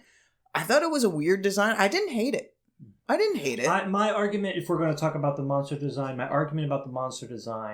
is it didn't make me think of anything specific. Mm-hmm. I did see the big elk animal in there, some spirit of the woods. Yeah. But beyond that, I didn't have a feeling of this makes me think of something specific. And a lot of times when you're looking at a certain monster design, whether it be Nordic or Indian, or you pick the culture or whatever the thing is, it calls you to something. It kind of gives you an idea. I didn't feel that way with this particular monster design. Mm-hmm. I also found it made me think of a deer or an elk, but with a baby's head, a whole baby as its head. Yeah, it had little baby arms and stuff, and I was like, it kind of threw me. I didn't find it as like creepy and awe-inspiring and all that. I kind of found it like, what were they like? Exactly what you said. I didn't understand what they were going for. I didn't understand what they were going for, and I didn't find it creepy. But I didn't. What I enjoyed a lot of it is that the different angles of it. That the different angles of it kind of gave you different like views of what it could be. I thought that was cool. For me, when they first show when it's not his wife anymore, I was like, "What the heck is this?" Yeah, it looked like a real life Pokemon. Yeah, that was supposed to be like creepy. What it reminded me of is, do you remember those little creatures in Star Wars? Jawas. Where they had that's what I said. Like, what is this? So what I first thought that was when they showed it, I thought it was a place where the head was cut off and there were eyes in like that wound. Okay. That's what I first thought I was seeing. Like you said, every time you saw the angle, you kind of saw something different. Yeah. And when I first saw it was like, it looked like an open, like a cut off neck. Okay. With I could eyes see that. in there. Yeah. And then as they moved back, it looked different. So that's why I was like, I really didn't get what they were going for with the monster. I still say I was like, did they steal this from Star Wars? Yeah. Like, I didn't appreciate the, what do you call the god, the monster? Mm-hmm. I didn't appreciate it till it stood up. Yeah. I think it like unfolded 3 times or something. Yeah, it was very, very like big. Stretched. Yeah. It like kind of, and you saw it was like a 3-story monster. And then that was when I was like, oh wow, that's cool. Like, that's when I said to myself. Yeah. The monster has, Dom's face in its little baby hands, and it rips Dom off of this post. It's carrying him just by the head, which a part of me was like, that might feel a little good, at least, right before a little lengthening of the spine, But then it takes Dom and impales him onto a tree, kind of look like right through the heart, and Dom quickly dies. Looked like Luke was able to see some of this from inside the cabin through that little hole he made in the wall. And while he's in there, he's trying to get out of those bindings still, and he breaks his thumb while all this is happening. So that way he's able to remove his hand from the binding. Yeah, so this scene, there's a weird thing going on in this scene where they're actually they're switching from the two actions. So they multiple times they go from Dom and the monster back to Luke, Dom and the monster back to Luke. And I think what the director was trying to do was give us what Luke was focusing on. He's focusing on Dom doing that. Then he switched back and he's focusing on trying to escape. Then he switched back to Dom the monster and he switched back to his thumb. I think they could have done that better. Mm-hmm. I think there could have been a better way for them to kind of do that. But because they were trying to accomplish way too many things in the scene, we were trying to get what the monster looks like, what they're doing to Dom, and then also what Luke is going through at the same time. I think that could have been carried out in a better way. I didn't really like the way they did that scene well. I didn't like it that much. I agree with that. I feel like it could have been done a little bit smoother. Well, at this point, ever since I saw Star Wars, it was losing me a little bit. Well, Luke is down there. He got out of his bindings, but the young woman comes back downstairs, so he pretends kind of like he's still in them. And this is where the woman explains everything that just happened, because Luke is like, what was that out there? What's going on? What are you guys doing here? I got it. And the young woman explains that monster is called Judum? I don't know how you'd say it. It is an ancient god and the bastard child of Loki, but he promises everlasting life to all of those that follow him. And she explains that Luke is going to have to kneel in front of this monster tonight or be hung by a tree during his ritual. They explain too, because I was wondering, well, why just him? Why, if he wants followers, why not all of them? Well, it's because Judin felt that Luke had the greatest pain, he has experienced true pain, I think is what they say in the movie or something like that. And so that's why he was chosen to become a follower. Well, the woman leaves. Luke obviously does not like this plan. And so he hatches his escape. At this point, he's able to leave that room. He's not tied up anymore.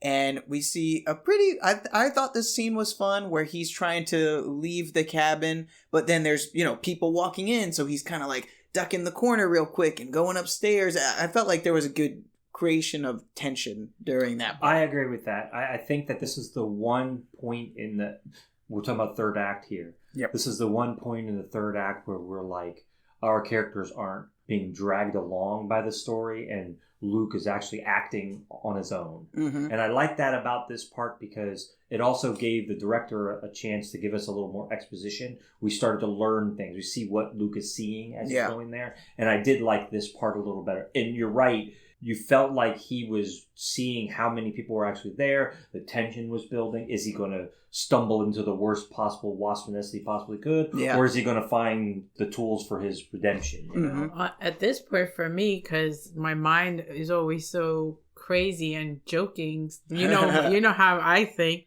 I got hung up on Loki and I'm thinking, he doesn't look like the child of Loki because I'm seeing in my mind Loki from the what's it called, the like Marvel, yeah. And I'm like, that's Loki, and I'm like thinking, okay, get together here. This is what I'm like, you're like, damn, this ugly baby. I was like, who did Loki sleep with to make this? I was just like, and then I'm thinking, stop, you get serious. Like, we're gonna talk about this. This is real. Okay, all right, calm down. No, that's hilarious. Yeah, I agree with that. I will say, just to defend the movie a little bit, is Loki is a shapeshifter.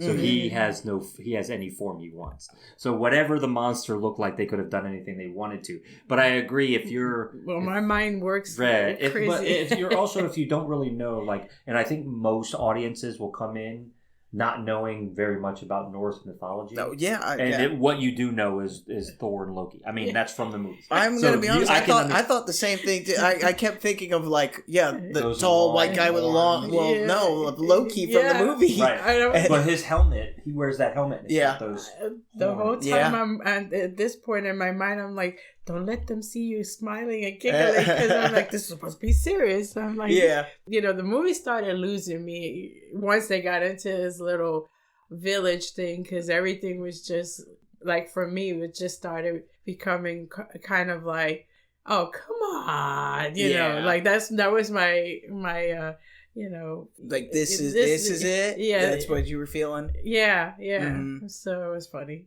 When Luke was walking around, he tries to go upstairs, right?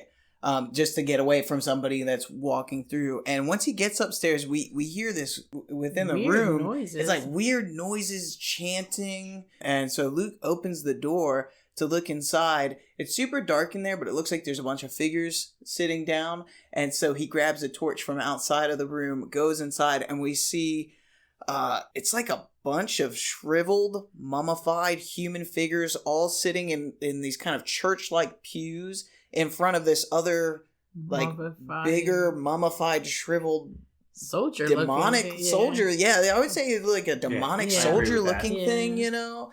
And as soon as he walks in, everything stops. It gets real quiet. Like, we're not hearing the noises anymore. And he's walking, and he's kind of, like, looking at all these things, these shriveled people, and then one of them all of a sudden like kind of moves and starts to breathe, and we realize like, oh man, these are alive. These people are alive. And this is where we wondered, well, is this the everlasting life that Loki is giving to the followers? That was when I said, is this it? Which, I mean, if that's the everlasting life, I think I'm good. Yeah. You know, not for me. I saw this scene. There's a couple of things about this scene that I think was relatively important, especially given where we are in the movie.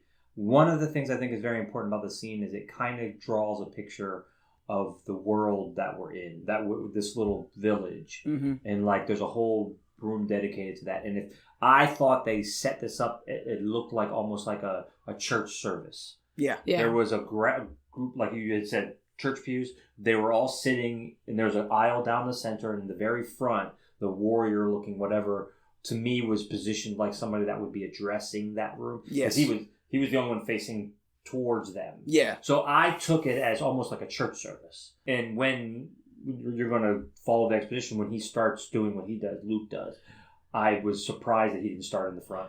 Yeah, well, that's what I would have. For me, at this point, it was another, come on, kind of moment for me. Really? I like this part. But then I thought to myself, I was like, is this what they meant about living, forever? Are these people that started out as normal? And then it hit me, and that's when I asked you, do you remember when the beginning, when I said those people, their faces were weird, as if they were changing or they were deformed of something? Mm-hmm. And I was like, is this the reason why they showed us this in the beginning? Mm-hmm. The faces of these weird people, and then now it comes like, oh, this is what they're slowly turning into, and I think that's what it is. Like, they live forever, but the body still kind of like decays and like shrivels. So I do think that those were all the followers he's had since. And then again, time or whatever, my mind went to funny places, and I was like, "Hey, it's the guy from they look like the people from Beetlejuice with the ticket." I thought the same thing. I thought with the shriveled heads. Son.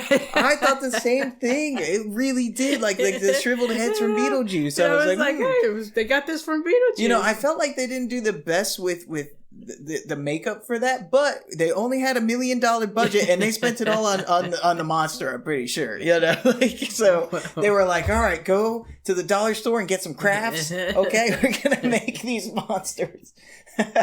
But these things are alive. Luke recognizes that, and he starts lighting them all on fire. They go up pretty quickly, probably because they are dried, shriveled bodies at this point. There's not a lot of water content left. And when he starts setting them on fire, you see they start to writhe in agony. Yeah, they're like so screaming like, and they're like, moving ouch, and... this hurts, don't burn us.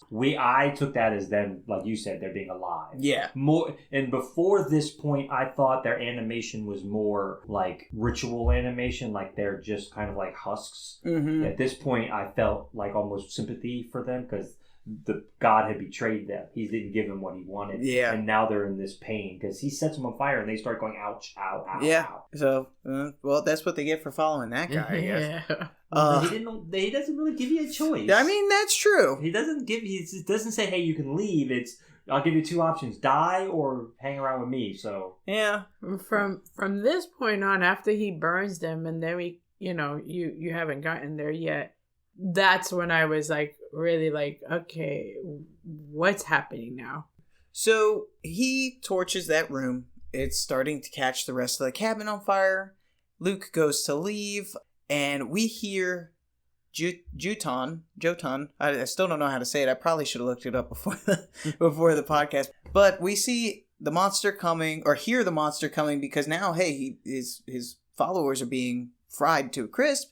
Luke tries to exit the cabin, and we see the old lady. She kind of jumps in front of him, and Luke just punches her right in the face. That was so My funny. favorite scene in the whole movie. Yeah. I was like, see, that's exactly what would happen in real life, and I'm glad that they put it in there. Just, yeah, this old lady ain't nothing. Just punch her in the face. She goes down. And she goes down hard, too, with a thud. Yeah. There's some rifles in the cabin, so Luke grabs a rifle just in case. We see another follower trying to stop Luke. Luke tries to shoot him, but the rifle's kind of jammed. Follower's saying something in whatever language. Different language, yeah, whatever language. He's like, but it seems like he's trying to be like, all right, calm down. Like his hands are up, He's like, hey, And Luke unjams the gun, and it just randomly kind of shoots, and it shoots the guy. So that follower, he's down. He exits the cabin, right? One of the young followers, the young woman, girl who tried to save him when he was tied up in the basement, was saying, you have to bow. Yeah. So she ends up dead with her eyes taken out because... that's where I was like... Because she bowed when the monster comes to her. And her and another guy is bowing. Mm-hmm. The monster picks her. Yeah. And then all of a sudden we see him holding her up like a rag doll. And we see she has no eyes. Yeah. And I'm like...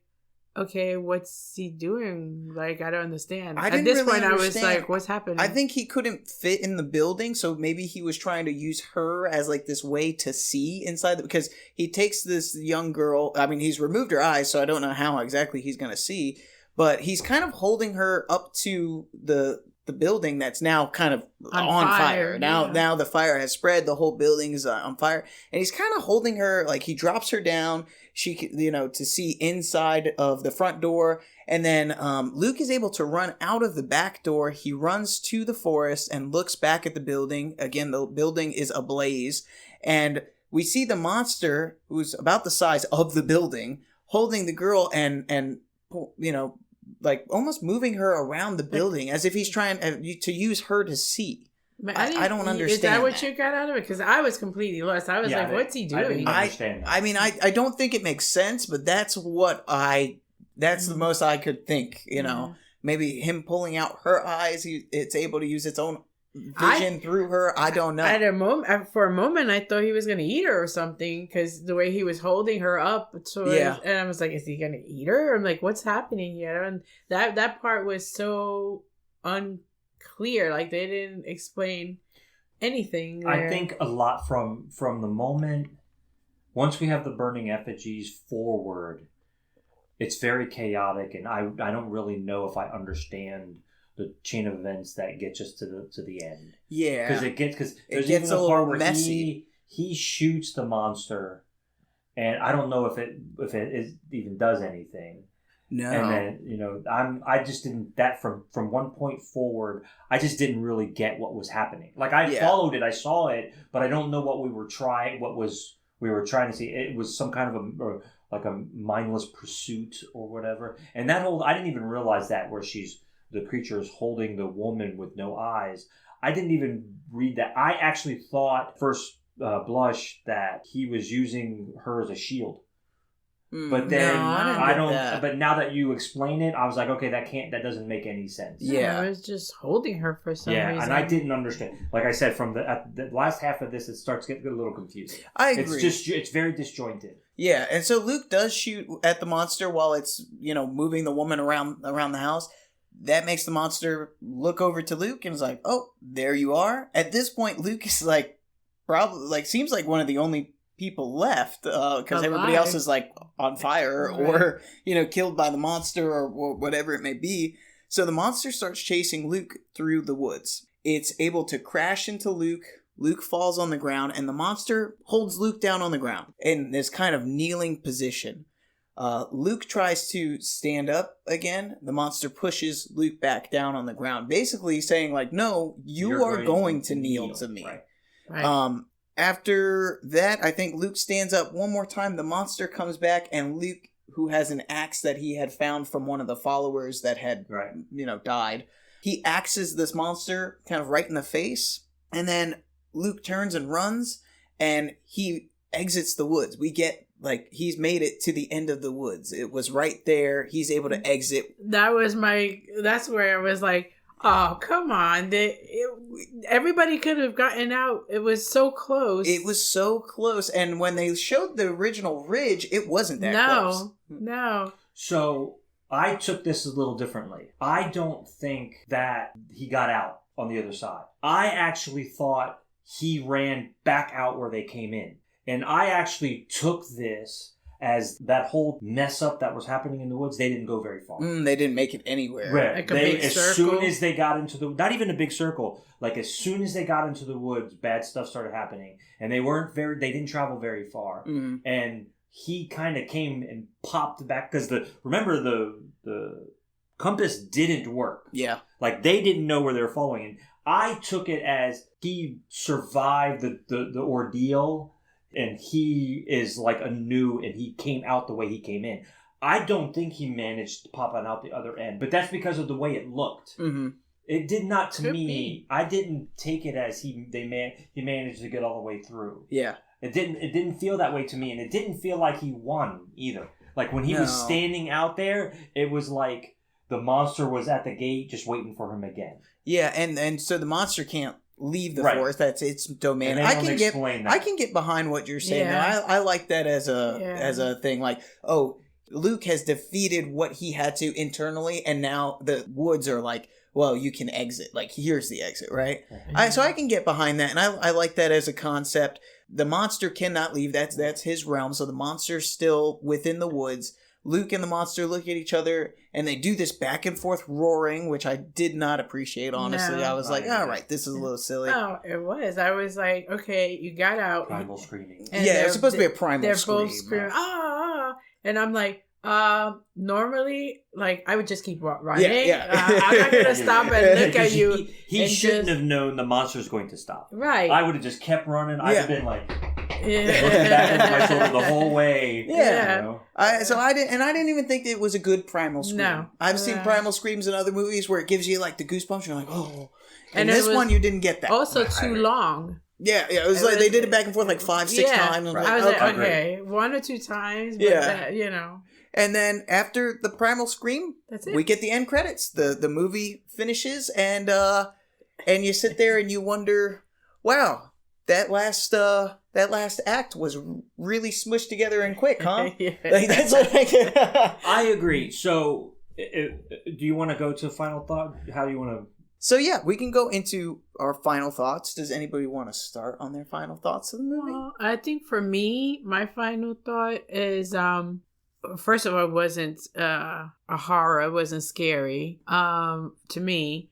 It lost me somewhere in the chaos of all the things that were happening, because I couldn't concentrate. I kept finding jokes in the middle of it all, so I'm like, obviously you're not enjoying this as a horror when you're finding all these funny. If you're not pulled in enough to where you don't think it's silly, then for sure. So for me, it was okay. I mean, watchable, yes. Scary, no.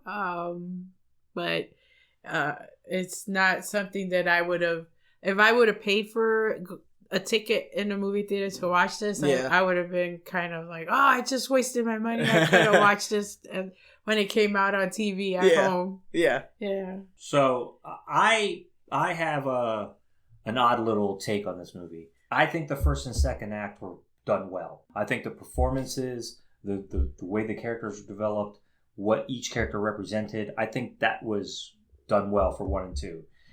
Act 3 was a shit show. Mm-hmm. I think the way his method of exposition by giving us a little bit from the little worshippers wasn't enough.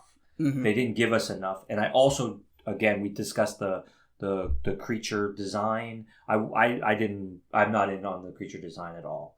Okay. I think they could have done a lot better on that. The third act was, I don't know, when you write a movie like this, do you start in the first act? You know, you write the beginning, middle, and then you write the end? Or did he have the third act and then he wrote first and second to get there? But I didn't like the third act at all. Mm-hmm. I really thought, and in our resolution, as we spoke about, when he walks out the woods at the end, there were so many questions at the end. And I'm not one of those people that need everything tied up in a nice little bow, but there just wasn't enough at the end of this movie for me to be satisfied with it. Yeah. It wasn't. And even after watching it and discussing it and stuff, I'm still not sure if what I took away from it is really what was in the movie, you know? Mm-hmm. Last thing I will say is I it's entertaining enough. I would, for what I've seen, I'd watch it. I mean, I wouldn't go back and watch it again. And if I'm going to recommend it to somebody, I'd probably give them a little asterisk on my recommendation. So yeah, not the worst movie I've seen. No, not the worst. By no means. Yeah. For my final thoughts, I wrote, this movie was good.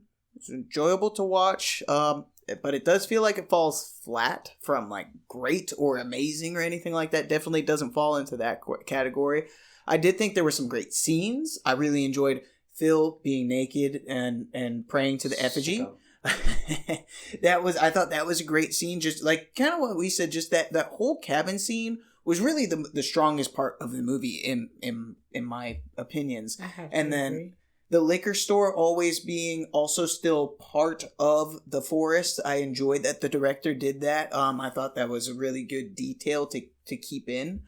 I thought Joden looked cool, the monster. I thought it looked cool, but I thought they did a bad job at its proportions because sometimes it was towering and then other times it wasn't as big. And I was like, okay, how big is this thing? Because I know it can turn into different things or, whatnot, but... Shapeshift. But when it was by the house, it was the size of the house. And then when it was at the end, when it was right next to, what's his name, and kind of pushing down, I mean, it was still big, but it wasn't the size of a house anymore, So I was like, those proportions were a little weird, in my opinion. I did like that they went in this mythological direction because I didn't expect that. The first time I saw the movie, I didn't expect it was going to be this Norse, god of some sort. So I thought that was cool that they went in that direction. I thought the score of this movie was cool. It was super tribal, like drum beats and things like that, which kept you at the end, especially with all the hill people. I was like, I like that score for what they ended up going with. So I thought that was cool. I thought they should have introduced these followers way earlier in the movie. They should have been at this encampment for a longer time. There could have been so much more suspense and setup created around them being at this encampment and seeing these weird people and seeing how these weird people lived. And they could have just built so much more horror around the followers than what we ended up receiving. Because like I said, I felt like the third act was very much smushed and here you go and spit it out and here it is, and it's just like, okay. I think, now that you said that, I actually think it would have been a better movie, and this is just my opinion, obviously, if they would have taken the followers out of it completely and made it much more psychological. They could have simplified the end of the movie a little more. And I'm fine with the Nordic themes and him being a Nordic god and everything, but I think it would have been a more like understandable and acceptable movie if it was more psychological in nature and what was going on was him fighting his demons. And when he pops out the other end, it was him and the monster. Instead of us having this whole array of people in it because it makes it kind of, like you said, it gets that, it messes that third act all up. Mm-hmm.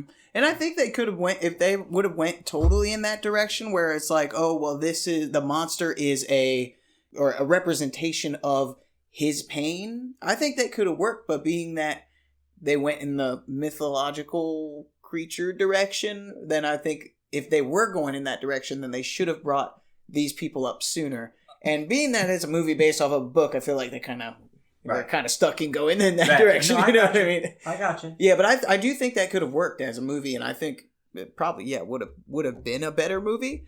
So all in all, I did think it was a fun watch. It was a decent watch, but not a great watch. Are we throwing ratings out? So we always go into I always go into my favorite kill, but there was only 3 on-screen kills in this movie.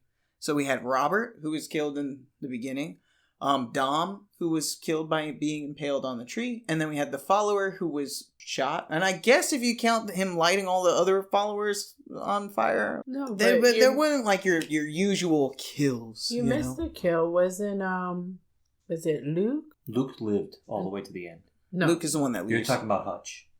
But they don't show him. He doesn't die on scene. You don't see him die. You don't see he's pulled off. Yeah, that's what I'm saying. So yeah, I mean, we see there's a lot of death. Both Phil and Luke die in a very similar way. They're off screen. That you hear the screams and then they find them later. So I guess based off of like the kills that we do get, I would say him lighting all the people on fire in the place. That would be my favorite kill. But it's not your usual kills. I'll be honest with you. The kill that I was most invested in, the one where I was like, oh my God, was Robert. Mm-hmm. Like, because it was the reason for the movie. And also, I was actually like really caught up in, oh my God, what's going on? And I was looking at Luke being a coward, mm-hmm. although we've had that discussion already.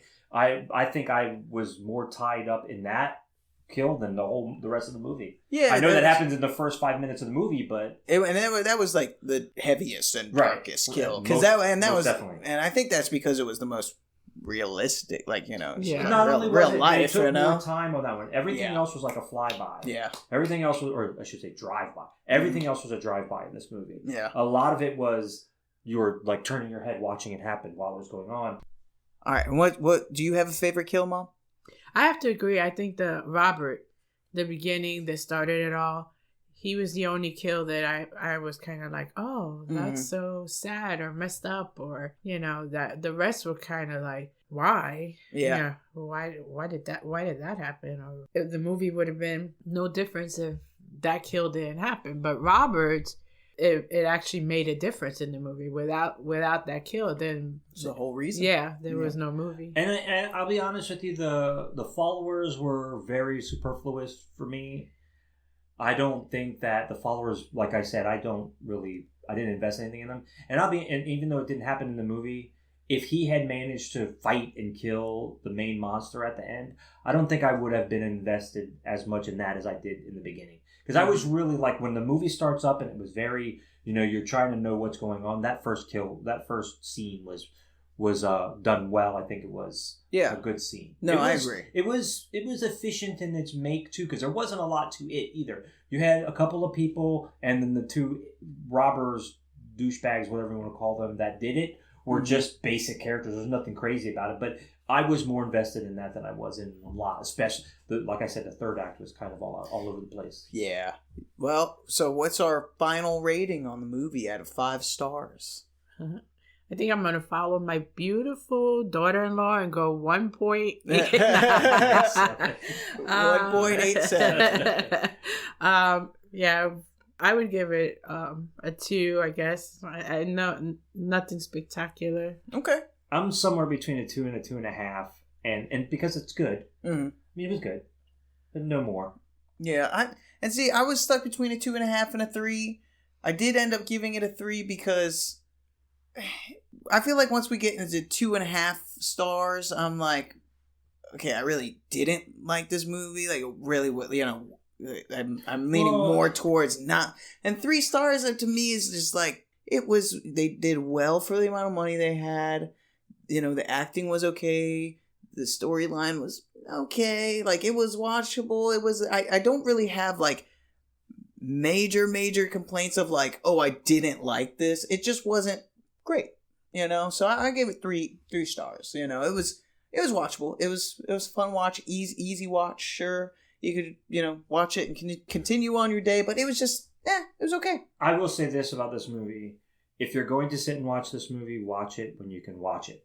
I think it does require that you pay attention. Yeah. It's not one of those movies that you can just kind of glance at. You need to be paying attention to it because there's a lot of subtle details that run through this movie, and I don't think it was a bad movie. No. I give it a 2.5 because that's halfway. And it was. I don't think it was a terrible movie. It wasn't bad at all. I think the third act, and I think almost all of his failings are in the third act. Yes. Because I think the first two acts were fine. I not even more than fine. I think they were good. And like I said, I thought the scene in the cabin, those things that happened in the cabin and the way it was put together, it was done well. Everybody acted their part. There was quality in the writing and everything. I think that was really done well. So I can't really blast this movie too much. I just wish and I don't know what the book is about. Yeah, well, I mean, I'm guessing it's about the same thing. Right. I mean, what I'm saying, but they always, translating a book into a movie is always a difficult decision. Yeah. It sounds like we were all kind of felt similar ways. I'm sorry. I feel like I led you astray about this. Any last words on the movie? I don't really have much else. I agree that the first 5 minutes of the movie was like, ooh, okay, this is terrible. This is gonna take us somewhere. Mm-hmm. And then definitely the cabin was, the best part. And from there, I think they could have done a lot more to make the movie great. I agree. Or scary, but they lost it. And, yeah. From when the moment they left the cabin to the part where they meet the monster and the people, they lost it there. Mm-hmm. That's where they lost. I think this movie is 3 different styles of movie in one, and this is why I think it doesn't deserve more than the 2.5, because that's one thing I really don't like about these types of movies is when they're moving around from genre to genre. You start out the movie, in the first part of the movie, it's very dramatic. Mm-hmm. It's a drama. I like what goes on in the beginning. It's not anything super original, but that dramatic part in the very beginning is really good. Then it becomes psychological. That mm-hmm. middle part, which I thought was really well made, is a psychological, like a scary movie, suspense. Yeah, it was really good. And then the third movie is a creature feature. Yep, like a cartoonish. Yeah, and feature. I think that's the reason why I disliked it, because that last piece just was so different than the rest of the movie, in not so much in tone, but in what we had to witness. Yeah. All right. Well, I appreciate you guys watching the movie with me and doing the podcast with me. I mean, you guys created me, so you have to, be there for all the fun things I do anyway. So, it's part of the package. It's a lot of fun. Yeah, it's fun. All right. Well, thanks, guys. Thank you. Thank you. All right, everybody. Now is the time for the reveal of next week's movie. And so for next week, I will be recapping and reviewing The Taking of Deborah Logan. This is a 2014 horror mystery directed by Adam Robitel. I remember watching this movie probably right around when it first came out, and I loved it. But I also felt that way about The Ritual when it first came out. So I'm excited to rewatch it. Make sure you guys watch it before next week's episode, so that way you can know what's going on and I don't spoil it all for you. Other than that, I hope you enjoyed today's episode. Thank you guys for hanging out. It's always a joy. But that is the last drop of Blood and Ink.